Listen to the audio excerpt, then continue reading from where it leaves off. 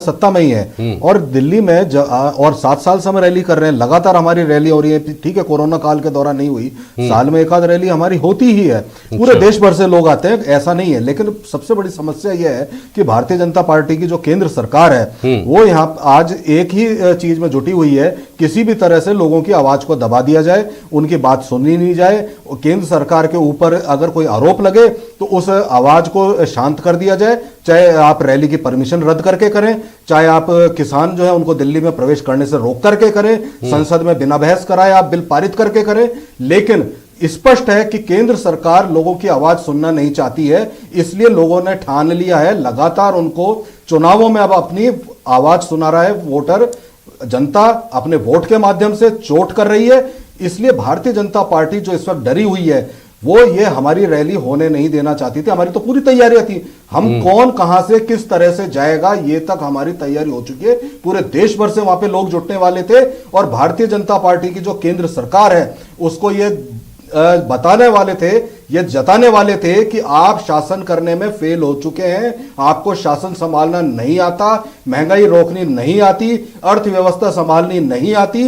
ये पूरा देश देखता। राजस्थान में, अरे राजस्थान के कारण देश भर में पेट्रोल की कीमतें बढ़ी हुई नहीं है एमएलए साहब। पूरे देश में अगर खाद्य तेल बढ़ रहा है, दुगना हो गया, 3 गुनी उसकी कीमत हो गई, तो राजस्थान के कारण नहीं है। अगर राजस्थान के बाहर देखेंगे तो आपको पता पड़ेगा सीमेंट, लोहा, खाद्य तेल, सब्जियां, पेट्रोल, डीजल सब महंगा है। इस चीज का संज्ञान लीजिए और इस कारण से आपकी सरकार डरी हुई है। अगर यूपी में रैलियां प्रधानमंत्री जी कर सकते हैं, योगी जी कर सकते हैं, तो दिल्ली में क्यों नहीं हो सकती? दिल्ली में हमने परमिशन ली थी, उस परमिशन को रद्द करने का क्या कारण है ये बताया जाना आवश्यक है। ये बताइए क्यों आपने रद्द कराई? भारतीय जनता पार्टी को इतना डर था तो आपने दिल्ली में रैली नहीं करने दी, द्वारका में परमिशन दी। द्वारका में जब को परमिशन मिल गई, हमने सभी तैयारियां कर ली। देश भर के प्रदेशों से जो त्रस्त जनता है दिल्ली पहुंचने की तैयारी में थी, तो अचानक उस परमिशन को रद्द किया गया। किस लिए? इसलिए यह जानकारी आपको देनी चाहिए देश को कि आप अगर असफल रहे हैं तो कम से कम लोगों की आवाज तो उठाने का मौका देंगे। ये लोकतंत्र है, तानाशाही नहीं है। सुन लीजिए। बोलिए छगन सिंह जी, आपकी आवाज बीच में नहीं आ रही थी, बोलिए, आप अपनी बात बोलिए। छगन सिंह राजपुरे जी, गुजरात में। हेलो, हाँ बोलिए, आप अपनी बात बोलिए। छगन जी बोलिए। हेलो हेलो, आवाज आ रही है मेरी? हाँ आवाज सुनाई दे रही है आपकी। छगन सिंह राजपुरे साहब बोलिए। जिस प्रकार से कुल मिला के इनके पब्लिक ने, कि अखिल भारतीय की ये महारैली करने वाले थे, वो जयपुर में कैसे सीमित हो गई? और जब जहां सरकार इनकी है वहां हल्ला बोल करने की क्या जरूरत है? ये बताइए, आज तक के इतिहास में जिसकी सरकार होती है वो वहां पर महारैली करते हैं क्या किसी के खिलाफ? ये बताइए। ये तो सिर्फ और इनको पता है कि हम सत्ता का तो नहीं कर सकते, कर सकते हैं, राजस्थान में कर सकते हैं। ये इनका पूरा मोटो यही है। ये सब जिस प्रकार से पूरी तरह से अब मंत्रिमंडल के विस्तार में भी अभी इनकी जो देख रहे हैं आप, हर जगह इनके जो विवाद बाहर आ रहे हैं, इनके जो लड़ाई बाहर आई है, और वापिस गहलोत जी को ये बयान देने पड़े कि हम 6-7 महीने में वापिस मंत्रिमंडल का विस्तार करेंगे। गहन केंद्र प्रकार से सत्ता 5 साल कैसे चलानी, सिर्फ और सिर्फ सत्ता को चलाना और राज करना, जनता भाड़ में जाए, ये इनका कांग्रेस का मोटो रहा है। ये 70 साल से ये करते आए हैं। सिर्फ और सिर्फ इनका उद्देश्य कैसे पूरा जी, अगर आपको लगता है हमारी आवाज रोकने के लिए तो आपने परमिशन कैंसिल कर दी। आपकी पार्टी और आप सब नेता मिलकर के क्या राजस्थान में एक आंदोलन खड़ा कर पाए? आज तक आप नहीं कर पाए, जनता ने नकार दिया। आपकी पार्टी जो दूसरे नंबर पे रहती थी, तीसरे और चौथे नंबर पे पहुंच गई है। सैकड़ों की संख्या में आपके खिलाफ। हालांकि हम राजनीतिक पहलुओं पर बातचीत करते हैं, हमने इस बहस की शुरुआत की थी, लेकिन हम खुद श्योर नहीं है इस रैली से 10 दिन 12 दिन पहले कि 10 दिन 12 दिन बाद क्या हालात होंगे प्रदेश भर में। जो जिस तरह से आंकड़े बढ़ रहे हैं कोविड के, आप खुद इस बात को लेकर श्योर नहीं हो सकते कि 12 दिन बाद आप इस तरह की रैली करने की स्थिति में होंगे या नहीं होंगे। तो अगर तकनीकी कारण की गहराई में जाएं तो वहाँ तो पूरी बात जस्टिफाइड लगती है। लेकिन ये जो आरोप आप उधर लगा रहे हैं कि आपने परमिशन नहीं दी क्योंकि आप डर रहे हैं इस बात से कि आपके ऊपर हमला नहीं हो, राजनीतिक हमला इस तरह का 5 राज्यों में चुनाव से पहले, उसी तरह के ये आरोप तो आपके ऊपर लगते रहेंगे। स्वर्णिम जी, और आगे क्या तस्वीर बनेगी? आप प्रवक्ता हैं पार्टी के, आपको बखूबी अंदाजा होगा। इस बात का भी अंदाजा लगाया जाएगा कि पूर्वी राजस्थान से कितनी गाड़ियां आई, फलाजी को मंत्री प्रमोट किया गया था, उनके क्षेत्र से कितने लोग आए, फलाजी को संगठन का जिला अध्यक्ष बनाया अभी ताजा, उनके क्षेत्र से कितने लोग आए। यानी जो अंदरूनी शक्ति प्रदर्शन का जो मौका है वो भी इसमें दिखाई देगा, और कम से कम देखने वालों के लिए तो मौका होगा ही होगा। ये स्वर्णिम चतुर्वेदी, देखिए जेपी जी, हम जब भी दिल्ली में रैली में जाते हैं राजस्थान से, जब हमारी सरकार यहाँ राजस्थान में नहीं थी, केंद्र में नहीं थी, तो भी हमारी संख्या बढ़ चढ़ के यहाँ से लोगों ने भाग लिया।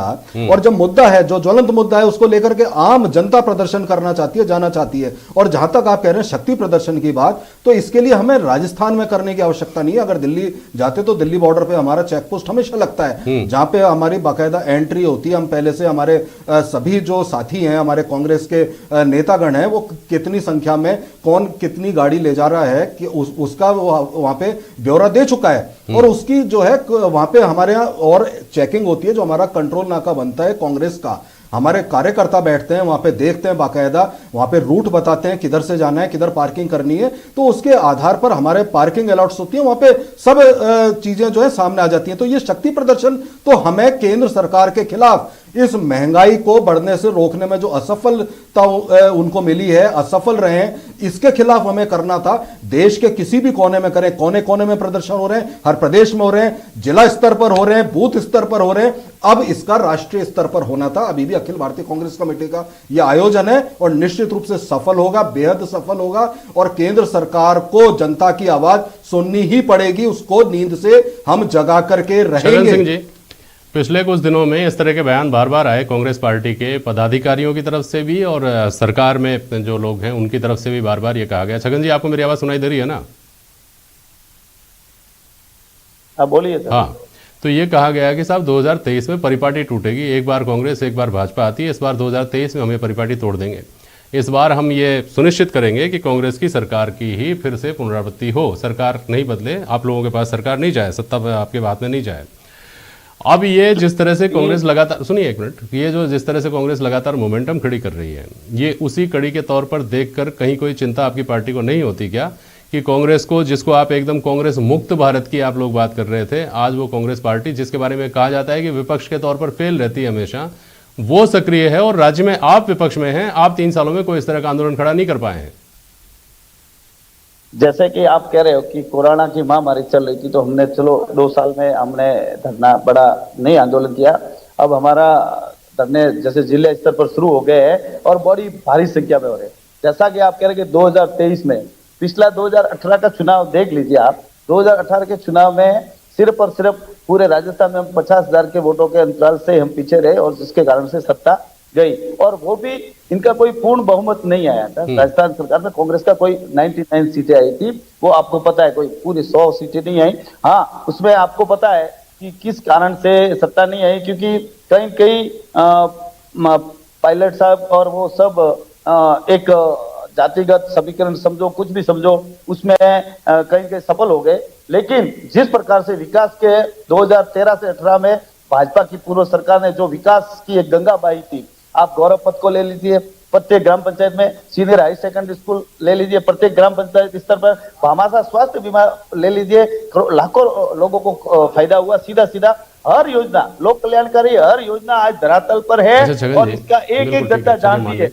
इस 3 साल में एक काम 4 दिसंबर को 2 दिन के लिए अमित शाह भी आ रहे हैं राजस्थान में। शुरुआत में महेश शर्मा जी ने जैसा कि कहा, उनका जो कार्यक्रम होगा निश्चित तौर पर यूं मान करके चलिए कि कांग्रेस ने पहले से ही उनकी काट, चूंकि वो राजस्थान में आकर के ताल ठोकेंगे, तो राजस्थान में ही उसका जवाब तैयार करने की कोशिश की है। इस तरह भी देखेंगे क्या इसको? बोलिए, क्या बोल रहे हैं?